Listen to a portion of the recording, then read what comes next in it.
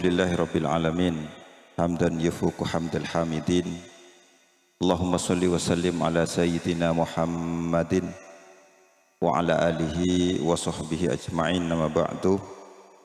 Samahatal afadil wal kurama, para masyayikh, keluarga masyayikh Pondok Pesantren Ummul Qura, sami'na wa ta'na, mata'anallah bituli hayatihim. Semoga para masyayikh, para guru-guru kita senantiasa berada dalam perlindungan Allah Subhanahu wa ta'ala, sehingga kita bisa mengambil manfaat. Semoga kita bisa mengambil barokah dari beliau-beliau semuanya. Teman-teman, para pengurus inti Ikatan Keluarga Pondok Pesantren Ummul Qura Suyuti masa bakti 2019-2024, serta pengurus bidang alumni muda dan kader, dan yang saya banggakan para mahasiswa-mahasiswa yang tergabung dalam acara ini, baik yang mengikuti secara online ataupun yang ada di ruangan ini, yang semuanya sangat saya banggakan. Saya masuk ruangan ini sangat berbangga karena di hadapan saya ini para pemuda-pemuda luar biasa, para penerus, paling tidak generasi pondok yang akan mewarnai masyarakat di sekitar kita masing-masing dengan warna-warna yang sudah diajarkan di pondok. Kalian sangat kami harapkan untuk bisa lebih maksimal lagi mengabdi, berjuang sesuai dengan tujuan-tujuan yang sudah digariskan oleh pondok tercinta ini. Tahun 2020 kemarin, Badan Pusat Statistik merilis bahwa penduduk Indonesia berjumlah 270 sekian juta. Hasil sensus terakhir. Mauning, tukang data, tukang jadu. Hasil SP seperti itu.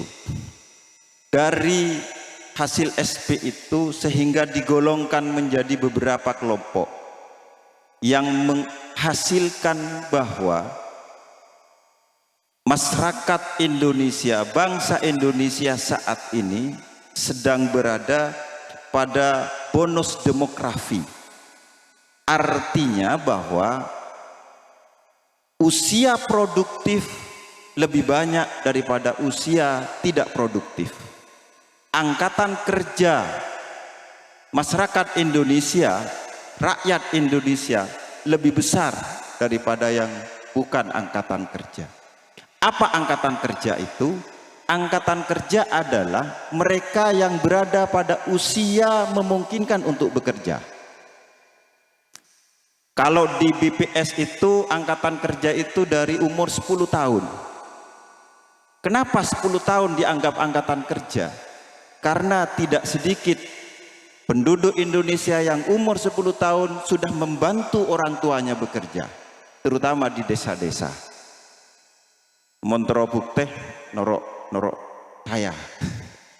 Umur 12 tahun nolongi ngarek banyak. Itu angkatan kerja. Tahu saujung nyengok ke daerah lain di sekitar rumah kita kan banyak nak kana nolongi ya kering tuana nyiram, itu termasuk angkatan kerja. Nah, usia angkatan kerja itu mendominasi penduduk Indonesia, sehingga puncak dari bonus demografi yang angkatan kerja penduduk produktif lebih banyak daripada non produktif itu antara tahun 2030 sampai 2035 ini puncaknya nanti. yang kalau tidak kita manage, tidak kita persiapkan semaksimal mungkin, bahaya Indonesia. Yang digadang-gadang bahwa generasi emas Indonesia itu katanya di tahun 2045 saat Indonesia berumur 100 tahun. Siapa yang bisa mewarnai persiapan positif itu? Tidak lain adalah kalian, generasi-generasi muda ini. Kalau kami ini sudah masuk generasi lah semaan kata anak. Saya sudah 47 tahun. Ustaz Haji Lukman sepun apa Ustaz? Sekemi Ustaz. Jiwanya Ustaz Hasan masih luar biasa. Saya kalah semangat beliau dalam mengabdi kepada pondok ini. Saya diikpus apa arti saya sebetulnya diikpus itu? Tanpa pengurus-pengurus yang luar biasa. Saya selalu dijewer oleh pengurus benih kopeng seperti ini. Dijewer melalui sindiran, melalui peribahasa-peribahasa untuk memicu saya lebih kreatif, lebih menyesuaikan diri dengan kondisi saat ini. Kalau kita kenal bahasa generasi milenial ya, generasi milenial itu umur berapa kalau sekarang?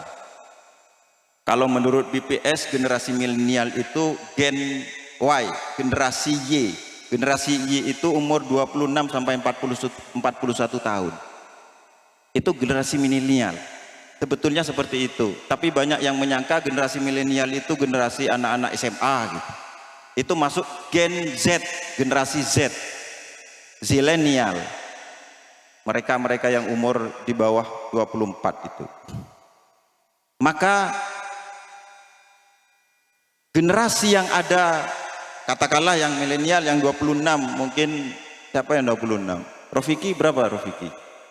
Waduh 9. Masuk milenial ya, masuk milenial. Mon segi mahasiswa ini generasi Z itu sudah, generasi Z. Bahkan yang lahir 2012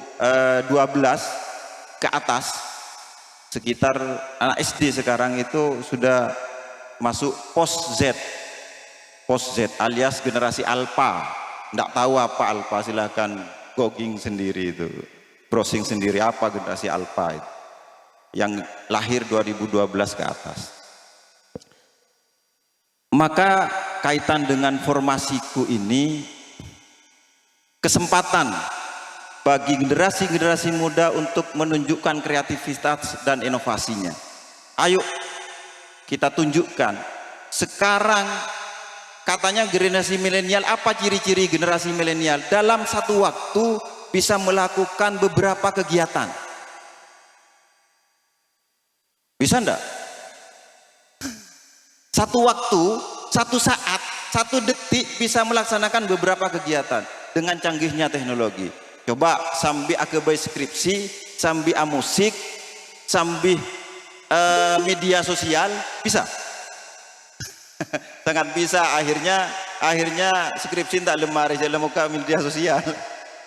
Maka satu sisi globalisasi itu menjadi ancaman jika kita tidak pandai menyikapi dengan benar.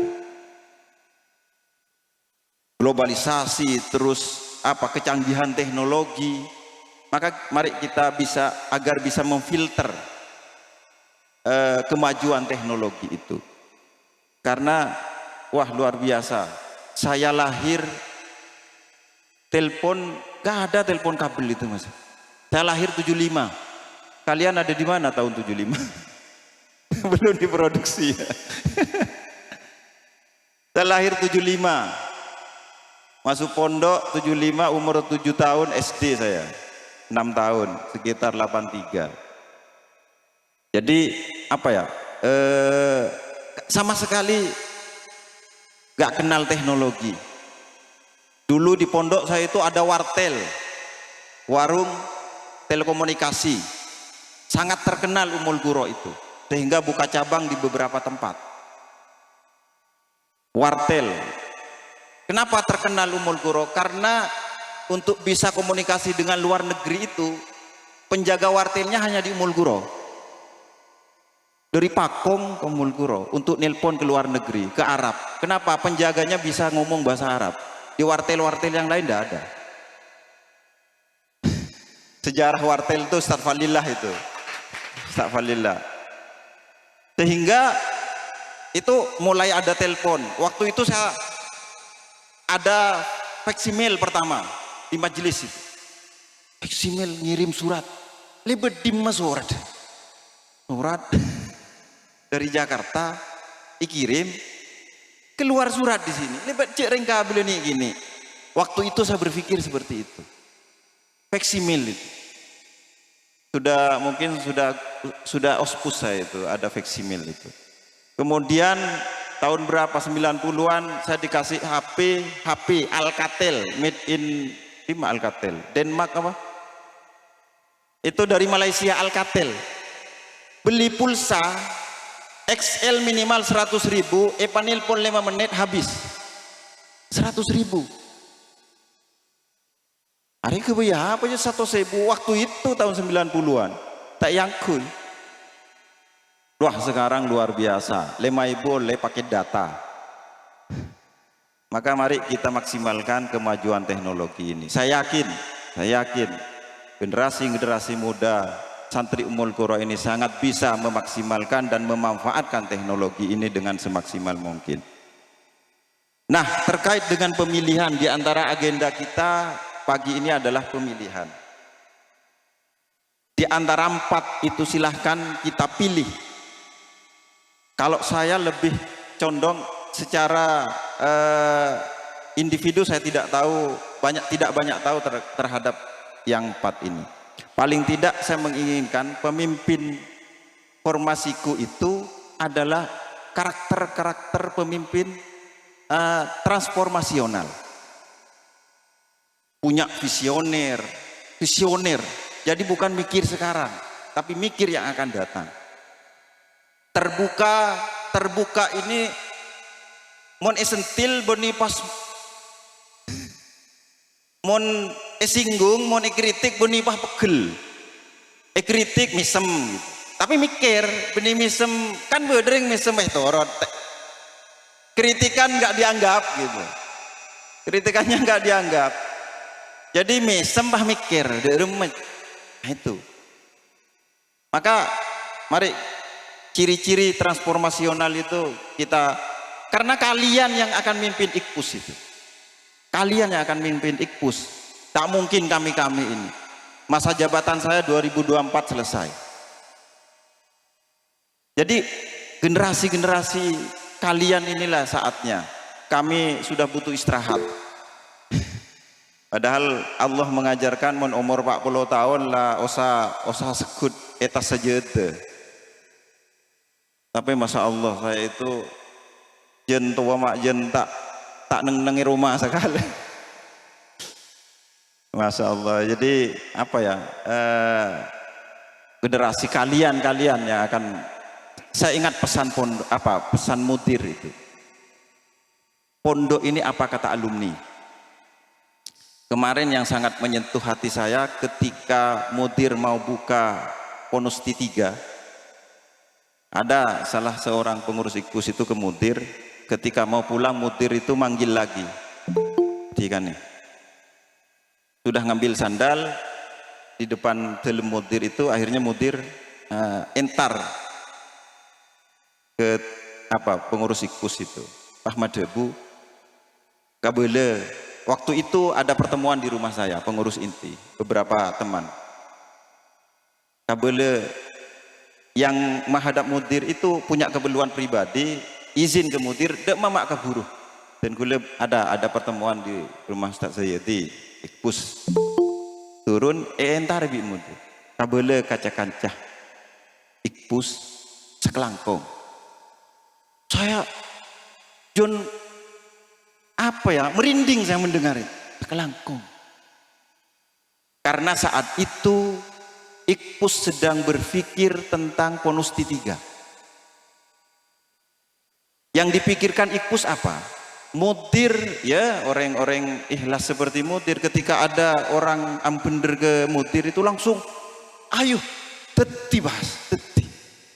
Kami orang lapangan bejing istilahnya untuk rumah karakter yang ambender. Khawatirnya IKPUS itu, khawatir Ummul Qura diperalat oleh mereka-mereka itu. Akhirnya kami pendekatan. Besoknya saya langsung menuju Ambender, karena di Ambender banyak teman-teman saya. Saya meneliti di rumah. Disampaikan ke mudir itu mudir sekelangkong. Kak IKPUS, peker pondok itu. IKPUS itu bukan kami, semua. Kalian juga. Jadi sekelangkong mudir benikun ke saya, benikun ke pengurus inti. Tapi kepada semua alumni senorok mikir pondok. Ini lagi yang saya sampaikan kepada generasi pondok ini. Dari mudir juga. Paling tidak 2 kali yang saya dengar langsung dari mudir. Kekhawatiran mudir terhadap alumni. Pertama, beliau pernah menyampaikan di kolom IKPUS sampai beliau nangis. Keluar air mata. Yang kedua, di acara IKPUS juga kayaknya, beliau itu yang sangat khawatir kepada kalian. Beliau itu bilang begini, saya belum berhasil mendidik santri. Apa barometernya? Karena alumni masih lemah bidang ibadah.